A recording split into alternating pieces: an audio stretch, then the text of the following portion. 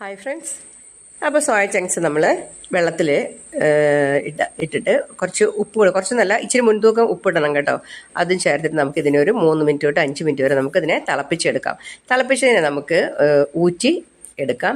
ഊറ്റിയതിന് ശേഷം നമുക്ക് അപ്പോൾ ഊറ്റി കഴിഞ്ഞിട്ടുണ്ടെങ്കിൽ നമുക്ക് ഇതിനൊന്ന് പിഴിഞ്ഞെടുക്കണം. അപ്പോൾ നമുക്ക് പെട്ടെന്ന് വേണമെങ്കിൽ ഇച്ചിരി തണുത്ത വെള്ളം ഒഴിച്ചിട്ട് ചെയ്യാം. അല്ലെങ്കിൽ നമുക്ക് ചൂടൊന്ന് ചെറുതായി ആകുമ്പോൾ നമുക്കിതിങ്ങനെ നല്ലപോലെ ഒന്ന് പിഴിഞ്ഞെടുക്കാം. വെള്ളം ഒട്ടും ഇല്ലാതെ നമ്മൾ പിഴിഞ്ഞ് എടുക്കണം. അപ്പോൾ ഇത് ഓൾറെഡി വെന്ത് വന്നിട്ടുണ്ട് കേട്ടോ.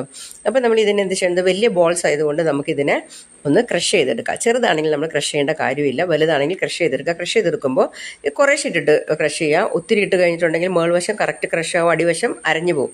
അതുകൊണ്ട് കുറേശ്ശെ ഇട്ടിട്ട് നിങ്ങൾ ക്രഷ് ചെയ്തെടുക്കുക കേട്ടോ. ഇനി ഇതിങ്ങനെ ക്രഷായി എടുത്തു കഴിഞ്ഞിട്ടുണ്ടെങ്കിൽ നമ്മൾ ഇതിൻ്റെ അകത്തോട്ട് ഇതിൻ്റെ ഉപ്പ് നമ്മൾ ഓൾറെഡി ഇട്ടിട്ടുണ്ടെങ്കിൽ നമുക്ക് ഇതിൽ പിഴിഞ്ഞൊക്കെ കഴിഞ്ഞ് കഴിയുമ്പോൾ ഉപ്പ് കുറച്ച് കുറഞ്ഞു കാണും. അപ്പോൾ അതിനകത്തോട്ട് നമ്മൾ ഇച്ചിരി ആവശ്യത്തിന് കുറച്ച് ഉപ്പ് ഇട്ട് കൊടുക്കുക, മഞ്ഞൾപ്പൊടി ഇട്ട് കൊടുക്കുക. പിന്നെ നമ്മൾ എരിവിനുള്ള കുറച്ച് മസാലകളെല്ലാം കുറച്ച് ഉപയോഗിക്കുക കേട്ടോ. കുറച്ച് മുളക് പൊടി ഇട്ട് കൊടുക്കാം. പിന്നെ അതിലേക്ക് നമ്മൾ പച്ചമുളകും കറിവേപ്പിലയും വെളുത്തുള്ളി ഒരിക്കലും നമ്മൾ മിസ് ചെയ്യരുത്. വെളുത്തുള്ളിയാണ് ഇതിൻ്റെ ആ ഒരു സ്മെല്ലും ആ ടേസ്റ്റും എല്ലാം നമുക്ക് വെളുത്തുള്ളിയിലാണ് ഇത് കിട്ടുന്നത് കേട്ടോ. പിന്നെ നമുക്ക് ഇതിനകത്ത് ചേർക്കുന്ന ഞാൻ ഇച്ചിരി ബീഫിൻ്റെ മസാലപ്പൊടിയാണ്, ചെറിയ ബീഫ് മസാലപ്പൊടി നമുക്ക് ഇതിനകത്തോട്ട് ചേർത്ത് കൊടുക്കാം.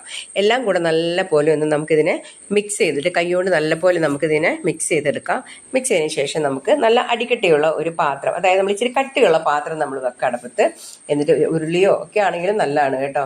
അത് വെച്ചിട്ട് നമുക്ക് ആവശ്യമുള്ള എണ്ണ ഒഴിച്ചിട്ട് ഈ എണ്ണ നല്ലപോലെ ചൂടായി വരുമ്പോൾ നമുക്ക് കടുക് പൊട്ടിക്കുന്നവർക്ക് കുറച്ച് കടുകിട്ട് പൊട്ടിക്കാൻ കിട്ടും. അപ്പോൾ ഞാൻ കടുക് പൊട്ടിക്കുന്നില്ല, ഞാനിത് ഈ മിക്സ് ചെയ്തതിനെ ഞാൻ ഇതിനകത്തോട്ട് ചേർത്ത് കൊടുത്തിട്ട് നമ്മൾ പെട്ടെന്ന് തന്നെ ഇളക്കിയെടുക്കണം. അല്ലെങ്കിൽ തീ ഓൾറെഡി നല്ല ചൂടായിട്ടൊക്കെ ഇരിക്കുന്നതുകൊണ്ട് അത് സോയ ചങ്ക്സ് സൈഡിലൊക്കെ പെട്ടെന്ന് ഒട്ടിപ്പിടിക്കുക. അതിന് പകരം നമ്മൾ നല്ലപോലെ ഒന്ന് മിക്സ് ചെയ്ത് കൊടുക്കുക. നല്ലപോലെ ഒന്ന് മിക്സ് ചെയ്തതിന് ശേഷം നമ്മൾ ഇതിനെ നല്ല എയർ ടൈറ്റ്, അതായത് എയർ പുറത്തോട്ട് കിടക്കാതിരിക്കുന്ന പോലെ ടൈറ്റ് ആയിട്ടുള്ള ഒരു അടപ്പ് കൊണ്ട് നമ്മൾ ഇതിനെ അടച്ച് നമ്മൾ ഒരു 3 മിനിറ്റ് തൊട്ട് ഒരു 5 മിനിറ്റ് വരെ നമുക്കിതിനെ, അപ്പോൾ ഈ കട്ടിയുള്ള പാത്രമാണെങ്കിൽ ഒരു കുഴപ്പമില്ല, നമുക്കൊരു 5 മിനിറ്റ് തന്നെ അടച്ചു വെക്കാം. ഇനി കട്ടി കുറഞ്ഞ പാത്രത്തിലാണ് നിങ്ങൾ വെക്കുന്നതെങ്കിൽ നിങ്ങൾ ഒരു 2 മിനിറ്റൊക്കെ കഴിയുമ്പോൾ ഒന്ന് തുറന്നിട്ട് ഒന്ന് ഇളക്കി കൊടുത്തിട്ട് ഒന്നും കൂടെ അടച്ചു വെക്കണം, അല്ലെങ്കിൽ അടി പിടിക്കാൻ സാധ്യതയുണ്ട് കേട്ടോ.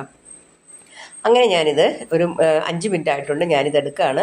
അപ്പോൾ ഇതാ നമുക്കൊന്ന് ഇളക്കി നോക്കാം. അടിയൊന്നും പിടിച്ചിട്ടില്ലെങ്കിൽ നല്ല പോലെ അത് ഡ്രൈ ആയിട്ടുണ്ട്. പച്ചമുളകൊക്കെ ഇത് കളറൊക്കെ ചേഞ്ച് ആയിട്ട് വന്നു കഴിഞ്ഞിട്ടുണ്ട്. ഇത് നമുക്ക് വേവേണ്ട കാര്യമൊന്നുമില്ല കേട്ടോ. ഒന്ന് ഡ്രൈ ആയി ഒന്ന് ഫ്രൈ ആവുന്ന പോലെ ഒന്ന് ആവേണ്ട കാര്യം മാത്രമേ ഉള്ളൂ. ഇതിനകത്ത് ഇടുന്നതെല്ലാം നമ്മൾ ഇട്ടും കഴിഞ്ഞിട്ടുണ്ട്. നമ്മൾ പ്രത്യേകിച്ച് ഇതിനകത്തൊന്നും ഇടാനും ഇല്ല നമ്മൾ. അപ്പോൾ നമ്മളിത് തുറന്നു കഴിഞ്ഞിട്ടുണ്ടെങ്കിൽ പിന്നെ നമുക്കിത് അടച്ചു വെക്കേണ്ട കാര്യമില്ല. തീ ഒന്ന് ഇച്ചിരി ഫാസ്റ്റിലോട്ടാക്കിയിട്ട് നമ്മൾ ഇതിനൊന്ന് ജസ്റ്റ് ഒരു 2 മിനിറ്റ് നമുക്കിതിനെ ഒന്ന് ഇതിനകത്തിട്ട് നല്ലപോലെ ഒന്ന് ഇളക്കി മറിച്ച് എടുക്കാവുന്നതാണ് കേട്ടോ. കുട്ടികളുടെ ഏറ്റവും പ്രിയപ്പെട്ട സോയ ചങ്ക്സ് തയ്യാറായി കഴിഞ്ഞു കേട്ടോ. നല്ല സൂപ്പർ ടേസ്റ്റ് ആയിരിക്കും. നിങ്ങളൊന്ന് ട്രൈ ചെയ്ത് നോക്കാം കേട്ടോ. Thanks for watching.